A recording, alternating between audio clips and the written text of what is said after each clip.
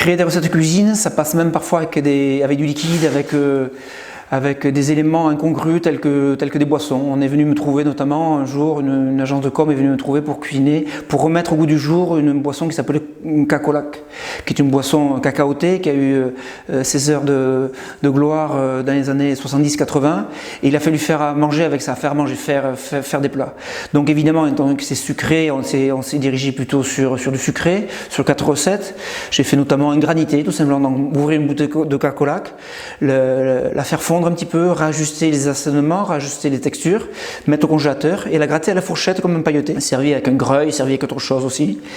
Qu'est-ce que j'ai fait? J'ai fait également des structurations, le Cacolac liquide, le mélanger avec un roux, donc faire comme une pâte à cigare, donc on l'étale et on la roule comme un cigare, on la farcit et c'est vrai que c'est un goût de Cacolac. Et également, qu'est-ce qu'on a fait? J'ai fait une espuma. Une espuma, c'est une mousse travaillée au siphon, donc je mets du Cacolac avec des algues, avec de l'agar-agar dans un siphon, deux cartouches de CO2 dedans et on a une mousse très légère, très aérienne et ça permet également de faire à manger. J'ai fait un foie gras avec ça qui s'associait bien parce que le foie gras s'associe bien avec le sucre.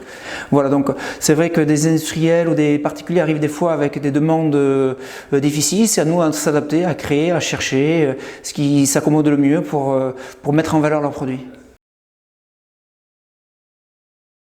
C'est très stimulant au niveau créatif parce qu'on maîtrise toutes les techniques et donc rien ne nous fait peur et donc des fois on se trompe pour arriver à avoir une recette, on en rate souvent 3, mais l'important c'est de s'amuser ensemble, de regarder, des fois ça fonctionne pas et ça part à la poubelle et des fois il y a quelque chose d'intéressant donc on retravaille, on garde qu'un dixième de la recette et on va mettre autre chose, on va regarder, on fait goûter surtout à tout notre entourage et on arrive comme ça par accumulation, par soustraction souvent et on arrive à avoir quelque chose de goûteux. Oui.